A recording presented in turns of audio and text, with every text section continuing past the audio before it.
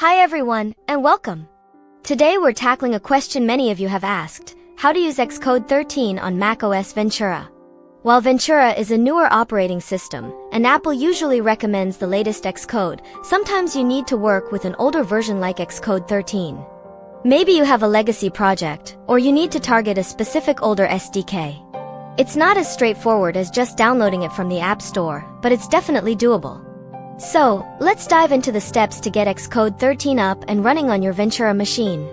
First, you need to understand why this isn't a simple App Store download. Xcode 13 was released before Mac OS Ventura. Apple's App Store only offers the newest compatible Xcode version for your current Mac OS. This means you won't find Xcode 13 there if you're on Ventura. The key is to get it directly from Apple's developer portal. So, our first real step is downloading Xcode 13. You'll need to go to developer.apple.com/download/more/. This website requires an Apple ID. Make sure you have one ready and log in.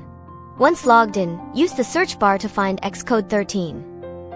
You might see several minor versions, like 13.0, 13.1, 13.2.1, and 13.3.1. Choose the specific version you need for your project. You will download a .zip file. This file can be quite large, often over 10 gigabytes, so ensure you have a good internet connection and enough disk space. After the download is complete, the next step is installing Xcode 13.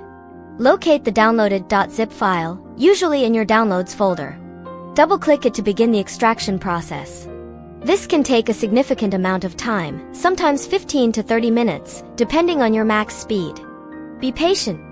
Once extracted, you'll have an Xcode.app file. Drag this Xcode.app file into your Applications folder.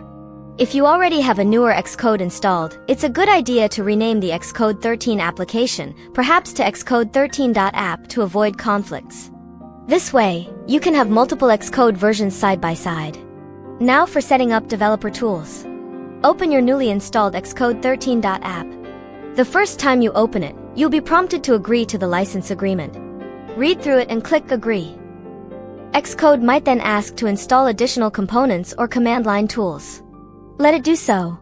If it doesn't prompt you, or if you need to ensure the command line tools are correctly linked to Xcode 13, you can open your terminal application. Type sudo xcode select to switch /applications xcode \13.app/contents developer and press enter. You'll need to enter your admin password. This command tells your system to use Xcode 13 for command line developer tools. If you renamed your app to Xcode 13.app, make sure the path in the command matches your renamed application. You can verify the active Xcode path by typing xcode select p in terminal. It should show the path to your Xcode 13 installation. Finally, let's consider potential issues and tips. While Xcode 13 runs on Ventura, remember it wasn't designed for it. You might encounter minor compatibility quirks or find that some newer Ventura-specific features aren't fully supported in Xcode 13's SDKs. Performance should generally be fine for older projects. It's a good practice to keep a newer Xcode version installed for any new projects or for staying current with Apple's latest technologies. You can easily switch between Xcode versions using the Xcode select to switch command whenever you need to work on a different project. Always test your applications thoroughly on various simulators and devices. That's it. You now have Xcode 13 running on your Mac OS Ventura system, ready for your specific development needs. Thank you so much for watching this video. I hope it was helpful for you.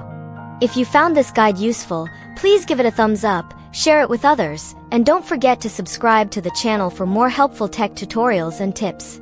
Your support means a lot, and it helps us create more content like this. See you in the next one.